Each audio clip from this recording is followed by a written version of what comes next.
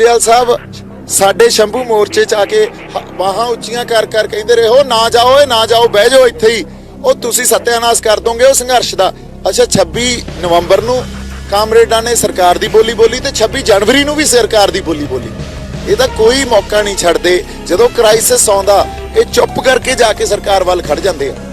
ਉਹ ਪਾਰਟੀਆਂ ਦਿੱਲੀ ਤੋਂ ਚੱਲਦੀਆਂ ਨੈਸ਼ਨਲ ਪਾਰਟੀਆਂ ਨੈਸ਼ਨਲ ਪੋਲਿਟਿਕਸ ਕਰਦੀਆਂ ਨੈਸ਼ਨਲ ਪਾਲਿਸੀਜ਼ 'ਚ ਬਿਲੀਵ ਕਰਦੀਆਂ। ਪੰਜਾਬ ਸੈਂਟਰਿਕ ਜਾਂ ਪੰਜਾਬ ਤੋਂ ਚੱਲਣ ਵਾਲੀ ਉਹ ਉਹਨਾਂ 'ਚ ਕੋਈ ਵੀ ਤੇ ਲੜਾਈ ਤਾਂ ਹੋਂਦ ਦੀ ਕਿਸਾਨੀ ਸੰਘਰਸ਼ 'ਚ ਵੀ ਸੀ, ਉਦੋਂ ਪਹਿਲਾਂ ਵੀ ਸੀ ਤੇ ਹੁਣ ਵੀ ਲੜ ਰਹੇ ਆ। ਕੇਜਰੀਵਾਲ ਦੀਆਂ ਗਰੰਟੀਆਂ ਨੂੰ ਅਕਾਲੀ ਦਲ ਬਾਦਲ ਦੇ ਉਧਰਲੇ ਪਾਸੇ ਬੀਜੇਪੀ ਨੇ ਵੀ ਵੱਡੇ ਚਿਹਰੇ ਜਿਹੜੇ ਖਾਸ ਕਰਕੇ ਦੂਜੀਆਂ ਪਾਰਟੀਆਂ ਦੇ ਲੈ ਕੇ ਮੈਦਾਨ ਦੇ ਵਿੱਚ ਉਤਾਰ ਦਿੱਤੇ। ਦਗੜ ਕੇ ਸਾਡੇ ਬੰਦੇ ਮਾਰੇ, ਉਹਨੂੰ ਜ਼ਮਾਨਤ ਮਿਲ ਗਈ, ਪਰ ਸਾਡੇ ਵਾਲੇ ਬੰਦੇ ਹਜੇ ਵੀ ਅੰਦਰ ਆ। ਜਿਹੜੇ ਵਿਕਟਮ ਸੀ ਵਿਕਟਮ ਅੰਦਰ ਆ, ਦੂਜਿਆਂ ਨੂੰ ਜ਼ਮਾਨਤ ਮਿਲ ਗਈ। ਕੋਈ ਐਮਐਸਪੀ ਦਾ ਇਸ਼ੂ ਸੋਲਵ ਹੋਇਆ, ਕੋਈ ਕੇਸ ਵਾਪਸ ਹੋਇਆ। ਅੱਜ ਤੱਕ ਮੇਰਾ ਆਪਦਾ ਪਾਸਪੋਰਟ ਹੀ ਨਹੀਂ ਵਾਪਸ ਦੇ ਰਹੇ। ਸੋ ਸਾਡੀ ਪ੍ਰਾਪਤੀ ਕੀ ਆ? ਜਿਹੜੀ ਸਟੇਜ ਦੇ ਉੱਤੇ ਸਿਆਸਤ ਨੂੰ ਨਹੀਂ ਚੜ੍ਹਨ ਦਿੱਤਾ ਜਾਂਦਾ, ਉਹ ਚਿਹਰੇ ਇਸ ਟਾਈਮ ਸਿਆਸਤ ਦੇ ਵਿੱਚ ਆ, ਉਸ ਚਿਹਰਿਆਂ ਨੂੰ ਕਿਵੇਂ ਵੇਖਦੇ? ਜਦੋਂ ਅਸੀਂ ਆਪਦੇ ਆਗੂਆਂ ਨੂੰ ਸਵਾਲ ਪੁੱਛਦੇ ਸੀ, ਜਦੋਂ ਤੱਕ ਅੰਦੋਲਨ ਸੀ, ਉਦੋਂ ਤਾਂ ਇਹ ਕਹਿ ਦਿੰਦੇ ਸੀ ਵੀ ਜੇ ਸਵਾਲ ਪੁੱਛਿਆ ਤਾਂ ਇਹ ਮੋਰਚਾ ਦੁਫਾੜ ਕਰਦਾ, ਇਹ ਤਾਂ ਮੋਰਚਾ ਵਿਰੋਧੀ ਹੈ। ਸਰਟੀਫਿਕੇਟ ਵੀ ਮਿਲੇ ਸੀ ਤੁਹਾਨੂੰ, ਪਰ ਹੁਣ ਤਾਂ ਪੁੱਛ ਸਕਦੇ ਆ। ਸਾਡੇ ਤੇ ਜੋ ਕਰਜ਼ੇ ਆ ਉਹਨੂੰ ਅਸੀਂ ਸੋਲਵ ਕਰਤਾ। ਜਾਂ ਸਾਨੂੰ ਇਹ ਨਹੀਂ ਪਤਾ ਸੀ ਵੀ ਜਿਹੜਾ ਖੇਤੀਬਾੜੀ ਮਾਡਲ ਪੰਜਾਬ ਕੋਲੇ ਆ ਉਹ ਪੰਜਾਬ ਦਾ ਹੈ ਹੀ ਨਹੀਂ। ਸਾਡੇ ਕੋਲੇ ਸਾਡੀਆਂ ਫਸਲਾਂ ਸੀ ਜਿਹੜੀਆਂ ਉਹ ਸਾਡੇ ਤੋਂ ਖੋਹ ਲਈਆਂ ਗਈਆਂ। ਭਗਵੰਤ ਮਾਨ ਉੱਥੇ ਜਾ ਕੇ ਬਾਦਲ ਨਾਲ ਲੜਦਾ, ਬਾਦਲ ਕੇ ਭਗਵੰਤ ਮਾਨ ਨਾਲ ਲੜਦੇ ਆ।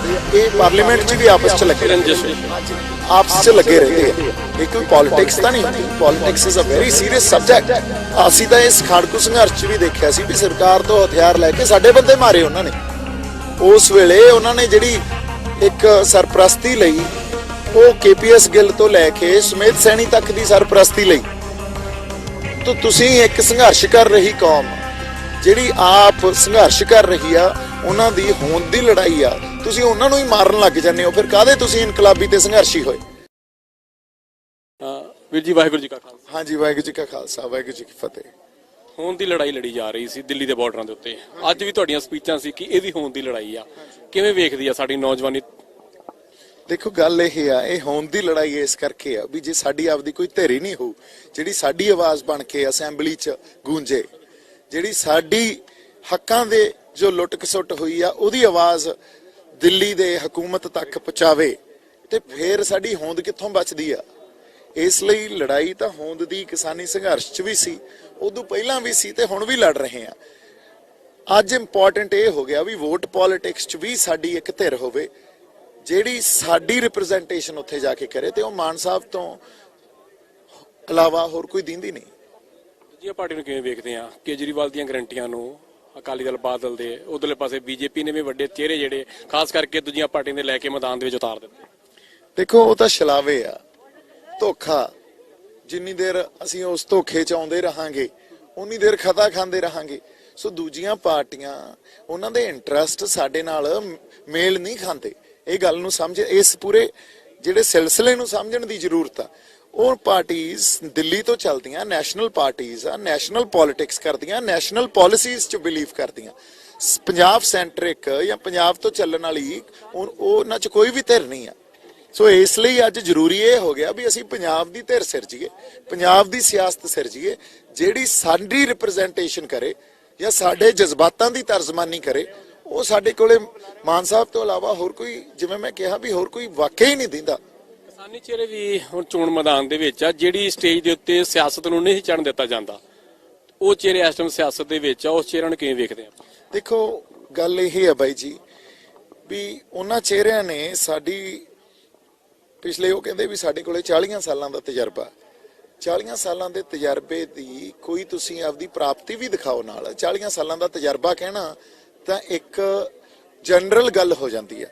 ਤੁਸੀਂ ਪ੍ਰਾਪਤੀ ਕੀ ਕੀਤੀ ਆ 40 ਸਾਲਾਂ ਦੇ ਤਜਰਬੇ ਦੇ ਬਾਅਦ? ਅੱਜ ਵੀ ਕਿਸਾਨ ਅੰਦੋਲਨ 'ਚ ਜਿਹੜੀ ਸਾਡੀ ਜਿੱਤ ਹੋਈ ਆ, ਉਸ ਤੋਂ ਬਾਅਦ ਵੀ ਅਸੀਂ ਉੱਥੇ ਹੀ ਖੜੇ ਆ।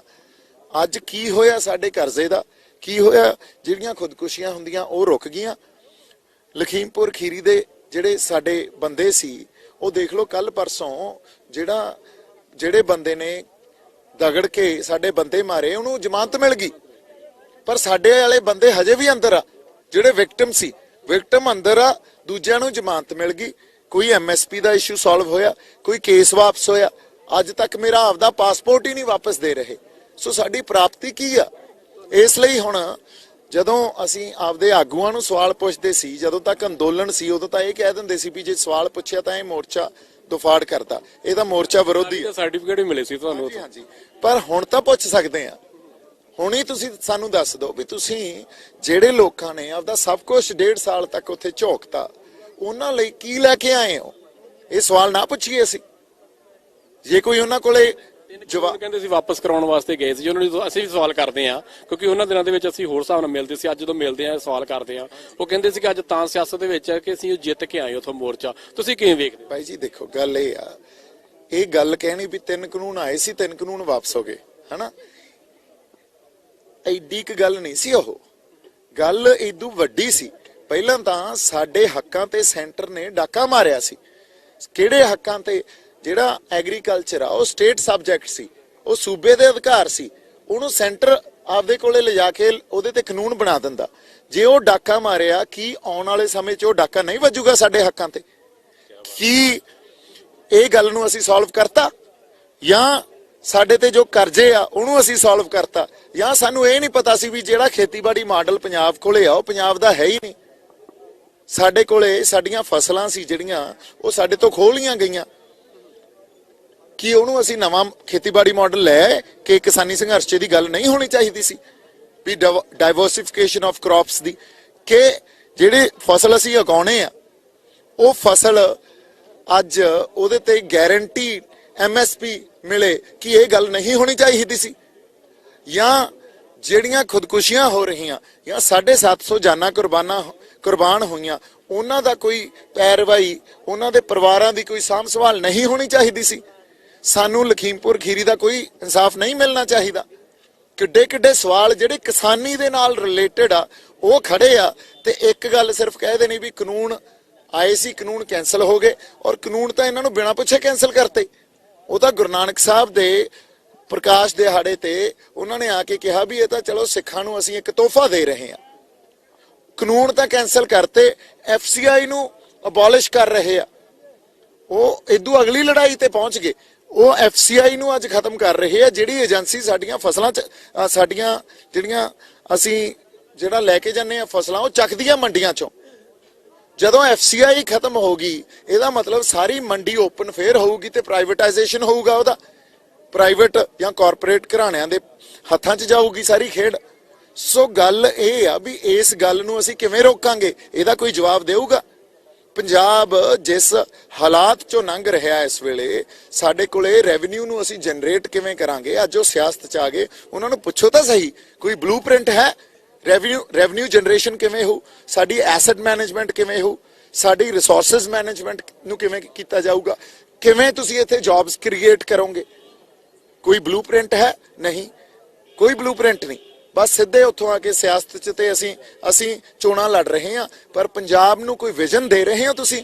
ਕੋਈ ਸਟਰਕਚਰਲ ਚੇਂਜ ਦੇ ਰਹੇ ਹੋ ਤੁਸੀਂ? ਕੁਛ ਨਹੀਂ ਜੀ। ਉਧਰਲੇ ਪਾਸੇ ਕਾਮਰੇਡੀ ਵਿਚਾਰਧਾਰਾ ਵੀ ਹੈਗੀ ਆ, ਜਿੱਧਰਲੇ ਪਾਸੇ ਤੁਸੀਂ ਧਿਰ ਨਾਲ ਖੜੇ ਹੈਗੇ ਆ। ਸਿਮਰਜੀਤ ਸਿੰਘ ਮਾਨ, ਇਹਨਾਂ ਨੂੰ ਕਿਵੇਂ ਵੇਖਦੇ ਆ ਤੇ ਬਾਕੀ ਸਾਰੀ ਲੀਡਰਸ਼ਿਪ ਨੂੰ ਕਿਵੇਂ ਵੇਖਦੇ ਆ? ਤੁਸੀਂ ਆਪਣੀ ਵੀ ਪਾਰਟੀ ਬਣਾਈ ਸੀ, ਆਪਣੀ ਪਾਰਟੀ ਤੌਰ ਤੇ ਕਿਉਂ ਨਹੀਂ ਲੜੇ ਪੰਜਾਬ ਦੇ ਵਿੱਚ? ਨਹੀਂ ਜੀ, ਉਹ ਪਾਰਟੀ ਨਹੀਂ ਆ, ਜਥੇਬੰਦੀ ਆ। ਜਥੇਬੰਦੀ ਅੱਜ ਵੀ ਖੜੀ ਆ ਤੇ ਉਹ ਮਾਨ ਸਾਹਿਬ ਦੇ ਨਾਲ ਅਸੀਂ ਸਾਰੀ ਜਥੇਬੰਦਕ ਤੌਰ ਤੇ ਹੀ ਲੱਗੇ ਹੋਏ ਆ।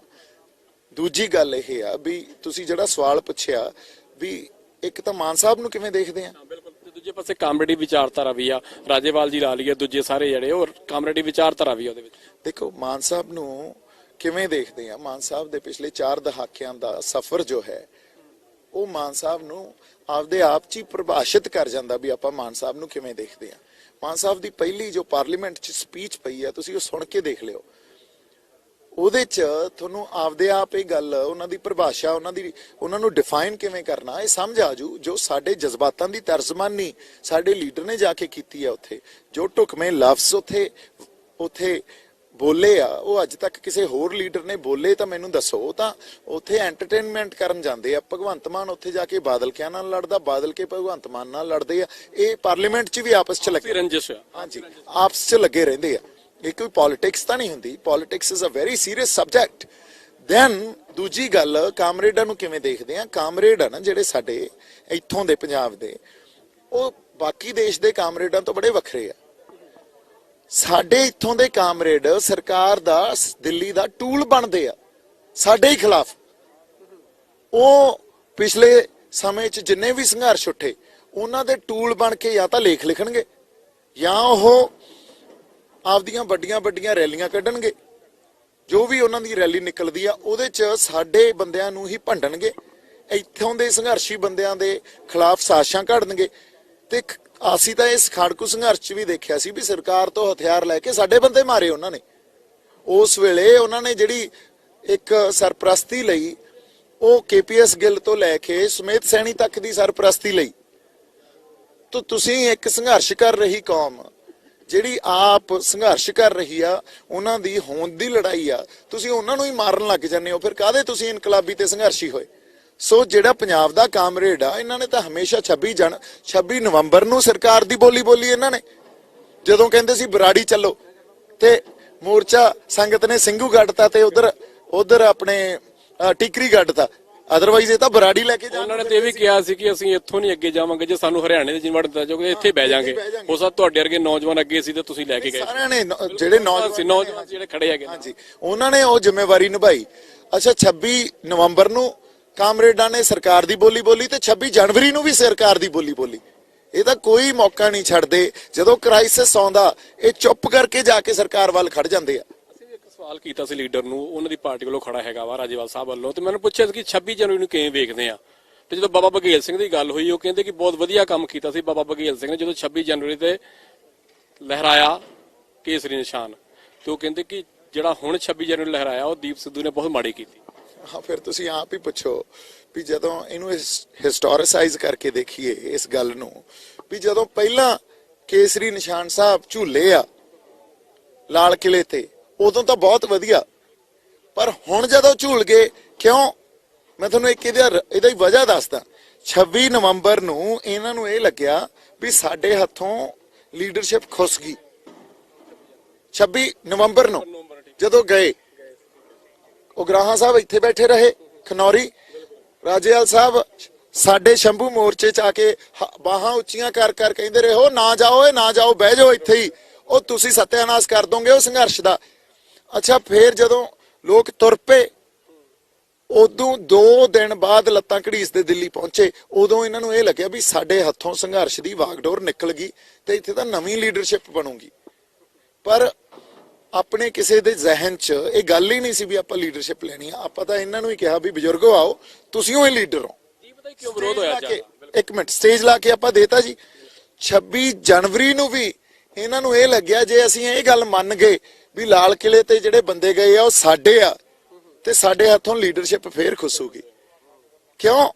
ਉੱਥੇ ਨਾਮ ਇੱਕ ਚਮਕ ਗਿਆ ਦੀਪ ਸਿੱਧੂ ਦਾ, ਚਾਹੇ ਉਹਨੇ ਨਿਸ਼ਾਨ ਸਾਹਿਬ ਚਲਾਏ ਚਾਹੇ ਨਾ ਚਲਾਏ, ਉਹ ਤਾਂ ਸੰਗਤ ਰੂਪੀ ਇੱਕ ਕੰਮ ਹੋਇਆ ਨਾ, ਪਰ ਨਾ ਚਮਕ ਗਿਆ ਦੀਪ ਸਿੱਧੂ ਦਾ। ਲੀਡਰਸ਼ਿਪ ਲੋਕ ਹੁਣ ਅਥਾਰਟੀ ਉਹਦੀ ਮੰਨਣ ਲੱਗ ਜਾਣਗੇ ਤੇ ਇਸ ਕਰਕੇ ਆਪਦੀ ਪੋਜੀਸ਼ਨ ਦਾ ਡਰ ਬਾਈ, ਇਨਸਿਕਿਉਰਿਟੀ ਬਹੁਤ ਵੱਡੀ ਗੱਲ ਆ। ਇਹ ਤੰਗ ਨਜ਼ਰੀ ਜਦੋਂ ਹੋਵੇ ਨਾ ਲੀਡਰਸ਼ਿਪ 'ਚ, ਇਹੀ ਗੱਲ ਹੁੰਦੀ ਆ। ਤੇ ਇਸ ਕਰਕੇ ਉਹਨਾਂ ਨੇ ਇਮੀਡੀਏਟ ਐਕਸ਼ਨ ਲਿਆ। ਸਰਕਾਰ ਤੋਂ ਪਹਿਲਾਂ ਇਹ ਗੱਲ ਸਿਰਜੀ ਵੀ ਨਹੀਂ ਬਹੁਤ ਗਲਤ ਹੋ ਗਿਆ। ਹਾਲਾਂਕਿ ਗਲਤ ਕੀ ਹੋਇਆ? ਨਾ ਆਪਾਂ ਤਿਰੰਗੇ ਨੂੰ ਛੇੜਿਆ, ਆਪਾਂ ਤਾਂ ਕਿਸਾਨੀ ਝੰਡਾ ਤੇ ਖਾਲਸਾਈ ਨਿਸ਼ਾਨ ਸਾਹਿਬ ਹੀ ਚਲਾਏ ਆ ਨਾ, ਉਸੇ ਦੇ ਅਧੀਨ ਆਪਣਾ ਸੰਘਰਸ਼ ਲੜਿਆ ਜਾ ਰਿਹਾ ਸੀ ਨਾ। ਸੋ ਗੱਲ ਇਹ ਆ ਵੀ ਇਹ ਜਿਹੜਾ ਸਭ ਕੁਝ ਸਿਰਜਿਆ ਗਿਆ ਇਹ ਬੜੀ ਵੱਡੀ ਸਾਜ਼ਿਸ਼ ਸੀ। ਜਦੋਂ ਟਰੈਕਟਰ ਤੋਂ ਕਹਿਤਾ ਖਾਲਸਾਈ ਨਿਸ਼ਾਨ ਜਿਹੜੇ ਲਾਲ ਹੋਏ, ਇੱਕ ਸਮਾਂ ਉਹ ਵੀ ਆਇਆ ਸੀ। ਹਾਂਜੀ, ਉਹ ਤਾਂ ਇਹਨਾਂ ਨੇ ਬੜੇ ਉੱਥੇ ਇਹੋ ਜਿਹੀਆਂ ਗੱਲਾਂ ਸਾਡੇ ਸਾਹਮਣੇ ਲੈ ਕੇ ਆਏ ਜਿਹੜੀਆਂ ਪੰਥ ਵਿਰੋਧੀ ਵੀ ਸੀ, ਕੌਮ ਵਿਰੋਧੀ ਵੀ ਸੀ, ਪੰਜਾਬ ਵਿਰੋਧੀ ਵੀ ਸੀ। ਨੌਜਵਾਨੀ ਨੂੰ ਕੀ ਕਹਿਣਾ ਚਾਹੋਗੇ? ਵੋਟਾਂ ਆ ਗਈਆਂ ਵਾ, ਕੁਝ ਦਿਨ ਰਹਿ ਗਏ ਆ। ਇਮਾਨ ਸਿੰਘ ਮਾਨ ਵੀ ਇੱਥੇ ਖੜੇ ਸੀ। ਮਾਨ ਸਾਹਿਬ ਲਾਗੇ ਆ ਜਾਓ ਇੱਕ ਵਾਰੀ, ਤੁਸੀਂ ਵੀ ਮਾੜਾ ਜਿਹਾ, ਤੇ ਕੀ ਕਹਿਣਾ ਚਾਹੋਗੇ? ਤੁਸੀਂ ਅੱਜ ਇਹਨਾਂ ਦੇ ਹੱਕ 'ਚ ਖੜੇ ਹੋ, 3 ਦਿਨ ਤੁਸੀਂ ਉਧਰਲੇ ਪਾਸੇ ਸਰਦਾਰ ਸਿਮਰਜੀਤ ਸਿੰਘ ਮਾਨ ਦੇ ਹੱਕ 'ਚ ਪ੍ਰਚਾਰ ਕਰਕੇ ਆਏ ਹੋ। ਨੌਜਵਾਨੀ ਨੂੰ ਕੀ ਸੁਨੇਹਾ? ਨਹੀਂ, ਨੌਜਵਾਨੀ ਨੂੰ ਇਹੀ ਸੁਨੇਹਾ ਦੇਣਗੇ ਵੀ ਸਾਨੂੰ ਮਾਣ ਆ ਸਾਡੀ ਨੌਜਵਾਨੀ ਤੇ, ਬੜੀ ਕਾਬਲੀਅਤ ਨਾਲ, ਬੜੀ ਜ਼ਿੰਮੇਵਾਰੀ ਨਾਲ ਉਹਨਾਂ ਨੇ ਕਿਸਾਨੀ ਸੰਘਰਸ਼ ਲੜਿਆ। ਇਹਨਾਂ ਤੋਂ ਬਿਨਾਂ ਕਿਸਾਨੀ ਸੰਘਰਸ਼ ਨਹੀਂ ਲੜਿਆ ਜਾ ਸਕਦਾ ਸੀ। ਇਸੇ ਤਰ੍ਹਾਂ ਉਹੀ ਜ਼ਿੰਮੇਵਾਰੀ ਤੇ ਕਾਬਲੀਅਤ ਹੁਣ ਚੋਣਾਂ ਦੇ ਸਿਲਸਿਲੇ 'ਚ ਨੌਜਵਾਨੀ ਦਿਖਾਊ ਤੇ ਇਹਦੀ ਆਸ ਆ ਮੈਨੂੰ ਆਪਦੇ ਲੀਡਰਾਂ ਦਾ, ਆਪਦੇ ਜਰਨੈਲਾਂ ਦੀ ਉਹ ਸਹੀ ਪਹਿਚਾਣ ਕਰੂਗੀ। ਤੇ ਇੰਨੀ ਇੱਕ ਗੱਲ ਉਹਨਾਂ ਨੂੰ ਇਹ ਕਹਿਣੀ ਆ ਵੀ ਬਾਈ ਸਾਡਾ ਪਰਿਵਾਰਕ ਸਾਂਝ ਆ, ਹੁਣ ਕੌਮੀ ਸਾਂਝ ਆ, ਗੱਲ ਵੋਟਾਂ ਦੀ ਨਹੀਂ ਆ, ਗੱਲ ਜ਼ਮੀਰਾਂ ਦੀ ਆ, ਤੇ ਆਪਦੇ ਜਰਨੈਲਾਂ ਤੇ ਸਾਡੇ ਆਗੂਆਂ ਨੂੰ ਹੁਣ ਪਿੱਠ ਨਾ ਦਿਖਾਈਏ।